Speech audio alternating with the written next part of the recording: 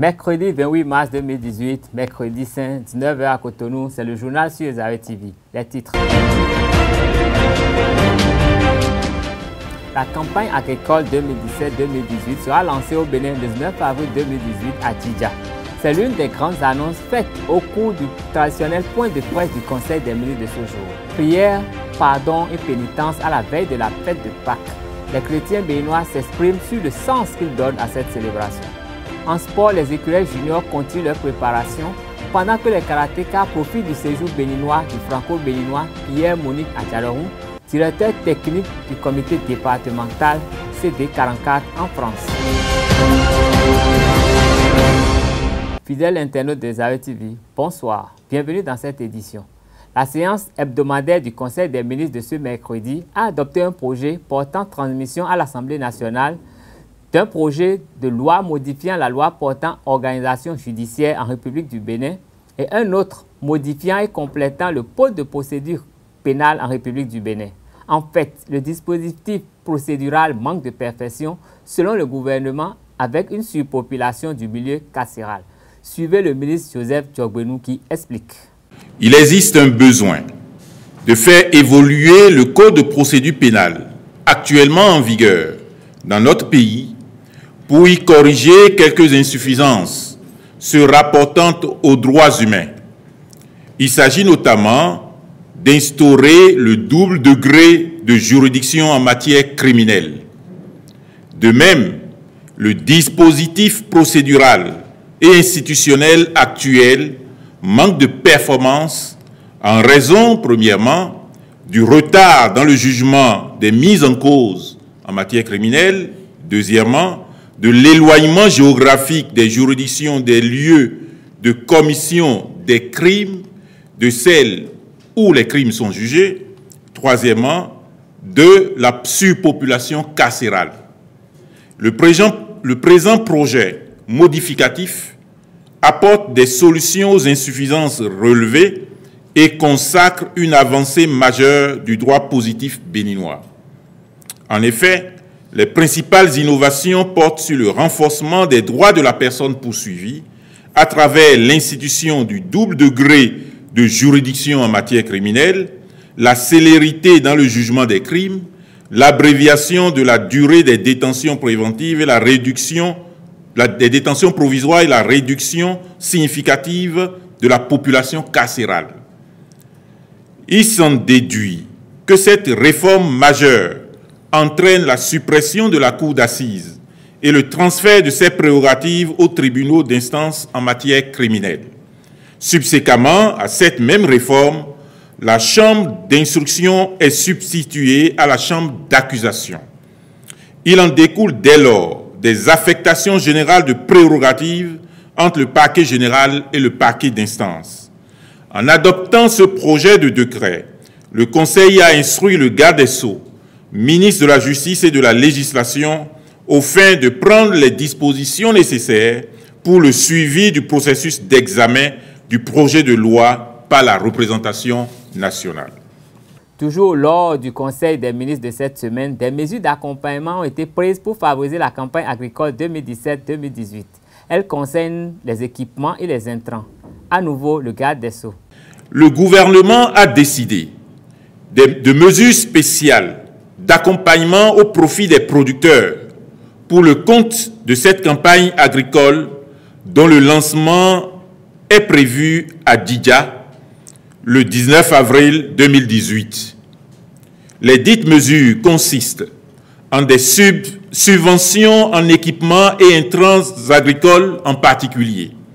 Ainsi, 7 798 tonnes d'engrais KCL et 4 798 tonnes d'engrais KSO4 seront respectivement mises à la disposition des producteurs de palmiers à huile, d'ananas, d'agrumes et de cultures maraîchères au prix de 6 000 francs CFA le sac de 50 kg au lieu de 12 000 francs CFA, prix actuellement en vigueur. À l'occasion de cette campagne agricole, placée sous le thème, citation, « Pôle de développement agricole, une option pour mieux valoriser les potentialités agricoles locales, fin de citation, une journée d'échange sera organisée avec les acteurs du monde agricole. Elle portera essentiellement sur les conditions de son déroulement. Ce faisant, le gouvernement entend impliquer davantage les acteurs directs dans la réflexion sur les moyens d'atteindre les objectifs fixés afin d'optimiser les rendements de la campagne et leurs propres revenus. Le Conseil a instruit le ministre de l'Agriculture, de l'Élevage et de la Pêche, ainsi que les autres ministres concernés, d'accomplir toutes les diligences nécessaires aux fins d'une organisation efficace pour la réussite de la campagne agricole. Une séance de dépistage du cancer du sein a été organisée ce 28 mars à l'infirmerie du Centre des œuvres universitaires et sociales d'Abomey-Calavi, COUS-AC, au profit du personnel féminin du campus d'Abomey-Calavi. Il s'agit d'une activité qui entre dans le cadre de la célébration de la Journée internationale de la femme 2018. On est ici ce matin pour faire le dépistage du cancer du sein et du cancer du col de l'utérus. Les statistiques dans le monde ont montré que ces deux cancers sont les causes de mortalité en général des femmes. Maintenant, je profite de l'occasion pour remercier le rectorat qui nous a financé pour cette activité. La suite du programme, aujourd'hui, c'est toute la journée, on va faire le dépistage. Et le vendredi prochain, déjà à 8h30, il y aura la mise en place pour la PET proprement dite. On a une séance de sensibilisation toujours pour les femmes sur les linges. Les linges, c'est les femmes qui utilisent souvent les linges. Et puis précisément, c'est les linges en gueule secrète. Il y aura un formateur qui viendra nous sensibiliser sur comment utiliser ces linges et sur le bien fondé de ces linges pour les femmes. Les femmes ont décidé quand même de mettre une empreinte spéciale et de s'occuper de la santé des femmes. Lorsqu'on voit, on célèbre les femmes, on dit les femmes sont ceci, les femmes sont ça, les femmes sont ça. Mais concrètement, qu'est-ce qu'on fait pour les accompagner, pour leur procurer la bonne santé? C'est de faire en sorte qu'elles ne soient pas victimes de ces maux dont la Découssa parlait tout à l'heure. Et donc nous saluons cette initiative du collectif des femmes du COUS-AC et de l'UAC. Et nous voulons également saluer toute l'équipe qui s'est mobilisée autour de la présidente. Donc toutes les femmes ont fait une bonne mobilisation, ce qui montre que l'activité est quand même une importance capitale. Nous saluons également le docteur qui est une femme et qui s'est également donné pour accompagner les femmes. Que Dieu bénisse toutes les femmes et que Dieu bénisse les hommes qui pensent aux femmes. C'est la communauté universitaire qui commémore la Journée internationale de la femme. Et à travers une action, c'est le dépistage du cancer du sein et du cancer du col de l'utérus. Mais pour ce faire, il faut saluer la présidente du collectif de l'association des femmes du rectorat du COUS-AC et surtout notre vice-recteur et la vice-recteur de l'UAC qui ont tout fait pour financer cette activité. Et nous sommes là aujourd'hui pour faire le dépistage. Vous savez, ces deux cancers-là sont ceux qui tuent beaucoup plus les femmes dans le monde entier, au Bénin en particulier. Donc ça va nous permettre de dépister précocement et de soigner. Plusieurs ministres du gouvernement étaient face aux dignitaires des religions endogènes ce mardi pour des échanges qui visent une collaboration dans le but de combattre la cybercriminalité et les crimes rituels crapuleux qui leur sont imputés. Le ministre de l'Intérieur n'a pas manqué l'occasion de préciser la position du gouvernement face à cette situation. On l'écoute. C'est, à mon analyse, une collision mafieuse entre les cybercriminels et certains faux féticheurs de notre pays. Une collision, une entente entre ces deux entités-là. Des choses qu'on ne connaissait pas dans notre pays.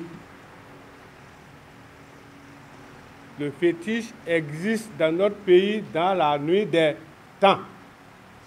Et aucun d'entre eux n'a jamais demandé du sang humain pour faire quoi que ce soit. Aucun.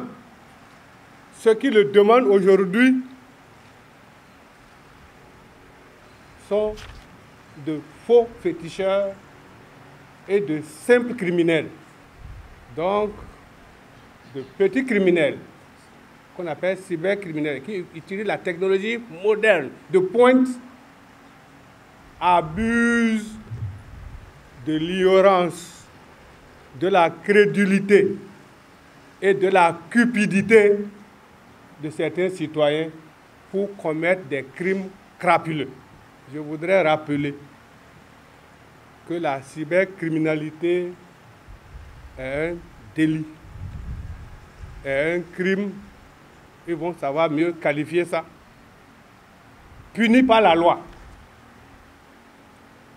Ceux qui se livrent à cette activité seront attrapés.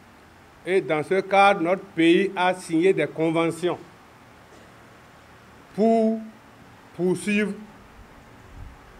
ces criminels. Comme je suis devant la presse, je veux corriger de la sémantique. Ce n'est pas des crimes rituels. Le Kenési existait avant la cybercriminalité. Existait bien longtemps avant la cybercriminalité. Pourquoi il doit y avoir une liaison entre eux? Non. C'est pour se crédibiliser que les cybercriminels vont devant les féticheurs. Mais je leur dis, les cybercriminels, ceux qu'on a arrêtés et ceux qu'on va arrêter, et même les futurs, qu'on n'a pas besoin du fétiche pour faire la cybercriminalité. Aujourd'hui, à l'heure où je vous parle, là, en France, quelqu'un est en train d'escroquer quelqu'un d'autre. À sa suite, le directeur général de la police républicaine annonce les mesures prises pour traquer ces individus et les mettre hors d'état de nuit. Il a mis à la disposition des populations le numéro vert pour toute dénonciation. De toutes les façons, le système d'alerte est renforcé. Le numéro 166, mis en place depuis plusieurs mois, est toujours opérationnel et toute personne qui constaterait des cas d'enlèvement ou toute activité criminelle que ces personnes appellent le numéro 166, des équipes sont montées pour répondre promptement sur toute l'étendue du territoire national. Nous avons également activé un numéro WhatsApp, le 64 00 46 46. Nous nous employons déjà aux côtés de la police républicaine à faire en sorte que ceux qui se seraient rendus complices ou acteurs de ce genre de crimes soient véritablement appréhendés. Et je voudrais dire que la collaboration entre autorités administratives et nos têtes couronnées est telle que nous sommes embarqués ensemble dans ce qui se passe aujourd'hui au niveau de nos départements. Cette introduction du directeur de la police républicaine et du préfet du littoral a planté le décor ce 27 mars de la rencontre entre autorités à divers niveaux, des chefs de culte et têtes couronnées au ministère de la Justice. C'est, à mon analyse, une collision mafieuse entre les cybercriminels et certains faux féticheurs de notre pays. Une collision, une entente entre ces deux entités-là. Il n'y a pas de qualification spécifique. Ce sont des atteintes à la vie si elles sont avérées. Et ces atteintes méritent que la loi soit appliquée et que les personnes qui en auront été reconnues coupables puissent être châtiées.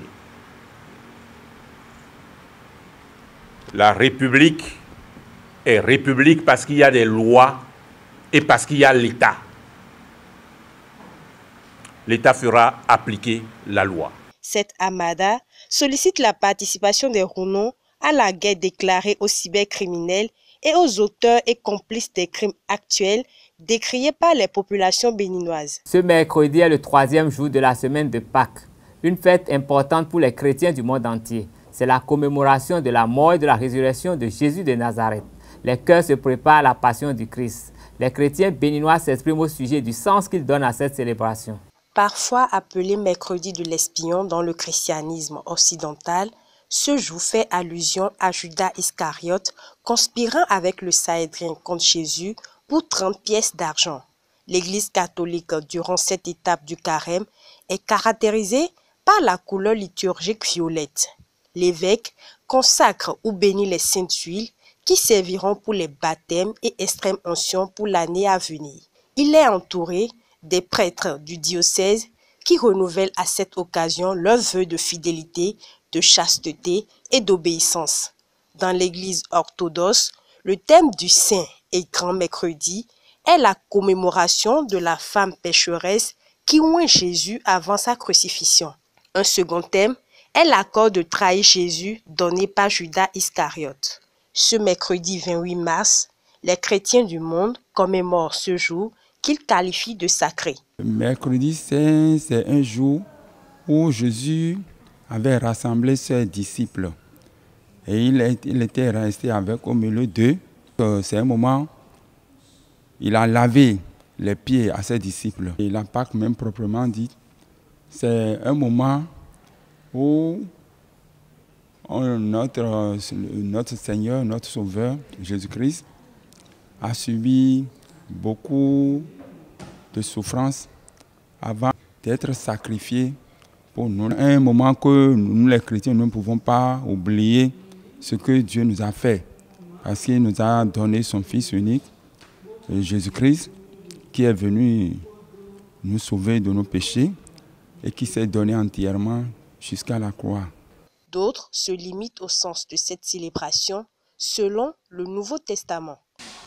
Pasqua nous minde ici nous ton Christ oui Pasqua nous minde là do ale nous ho me togu mauton e do kan mongbe nous bo chobo mauna de sin kan mongbe nous e de gbenye do lengbovu de mando blood wa do hendo polopo ni hu o so kanjoton sado hoyeton le henu bo won sa kun kuton wa e na moten bo si huye a enu yo medin Chris de wa kuo e do itiri lengbovu do wa kudo tan mindele bo won mingan e won mingan sin yanando sin oku sin awisi bo minde wo me do Chris medion aje jolokoko asoro kan mo gbenu ndebua awuzu vi joloko do Chris de Pasqua e wa tun kanu mi bo mi je jiro won arendian anzan gbe do goflame gbe jolokoko anaje wiresi asan kan mo nu awovia ya akoya bien vrai tagbanawa amo andudeji. Des tissus sont choisis par certaines congrégations pour marquer ce jour, ce à la satisfaction des commerçantes. L'affluence au marché semble euphorique. Tout est fait pour que la fête soit belle. En sport, en football, les écureuils juniors poursuivent leur préparation dans le cadre des éliminatoires du championnat d'Afrique des Nations CAN U20 Niger 2019. Rodrigue Kossi et ses coéquipiers ont livré leur 5e match amical contre Soleil FC de Cotonou cet après-midi au stade René Pleven d'Akpakpa. Vous aurez le compte rendu de cette rencontre dans nos prochaines éditions. En karaté, le franco-béninois Pierre-Monique Adjarahoun, directeur technique du comité départemental CD44 en France, a séjourné au Bénin en fin du mois passé. Pendant son séjour, il a travaillé avec les athlètes de l'équipe nationale du Bénin. Pierre-Monique a livré ses impressions à la fin d'une de ses séances d'entraînement le 24 février 2018. Suivez-le. Je suis directeur technique au sein d'une ligue. Et mon but, c'est de pouvoir promouvoir le karaté. C'est surtout même mon rôle de pouvoir promouvoir le karaté au sein de ma ligue. Et c'est assez divers. Donc, que ce soit le karaté féminin, handi-karaté, carcéral, la compétition, la formation, quoi d'autre encore, les passages de grade. Voilà, je chapeaute, je coordonne vraiment tout ça. Ce qui m'a marqué, c'est de voir qu'il n'y avait que des filles à l'entraînement. Moi, à mon époque, on était plus des garçons que des filles, alors qu'aujourd'hui, c'est que des femmes qui sont motivées, qui ont vraiment envie. ce sont elles qui se lèvent tôt le matin pour être à l'entraînement, alors qu'il fut un temps, c'était les garçons. Du point de vue technique, vous savez, ça serait bien que ces derniers puissent écouter. Parce qu'on parle de technique, mais il faudrait que ces derniers puissent écouter. Parce qu'ils ont la chance d'avoir ce monsieur Roch Kenom, qui est en même temps notre président, qui est en même temps mon maître, qui a été mon maître et qui restera toujours mon maître. Et en les écoutant, en les regardant, j'ai l'impression qu'ils n'écoutent pas. Ils n'ont pas cette rage, puisque ça se transparaît même sur le tatami. Et il faudrait qu'ils prennent le temps d'écouter. Et je pense qu'après, techniquement, les choses vont avancer. Parce qu'il leur donne tout, hein, il leur donne vraiment la clé. Il leur dit tout ce qu'il faut faire. Maintenant, il faut écouter, l'appliquer, l'exécuter. Et avec le temps, les choses marcheront. Puisque la preuve en est, si on a pu avoir une championne d'Afrique, sans qu'elle ait mis pied en Occident, c'est parce qu'il y a un travail ici qui se fait. Il faut vraiment écouter et pouvoir faire confiance à ce dernier qui se donne les moyens, qui se dévoue pour que le karaté puisse exister. Nous, notre génération à nous, on aurait aimé avoir la chance que ces derniers ont aujourd'hui. Et on aurait vraiment voulu avoir la chance que ceux-là ou celles-là ont aujourd'hui. Nous, on ne l'a pas du tout eu, mais on avait cette volonté-là. Au-delà de ça, vraiment plus que ça même. Moi, je les vois, ils font tous marrer. Par contre, ils ont la chance, ils n'ont qu'à la saisir et avancer. Aujourd'hui, on a quelqu'un qui est 42e mondial, donc il fait partie d'un ranking de l'élite. C'est vraiment de l'élite. Donc elle a intérêt à travailler, comme je le dis, et tu as pleuré. Là, aujourd'hui, maintenant, tu as ta bourse, tu as intérêt à travailler, à cravacher. Parce que nous, on aurait voulu l'avoir. Les Jeux Olympiques, on aurait voulu le faire. On aurait voulu le faire. Quand on dit on aurait voulu le faire, oui, on aurait voulu le faire. On avait une bande de copains, ouais, on aurait pu le faire.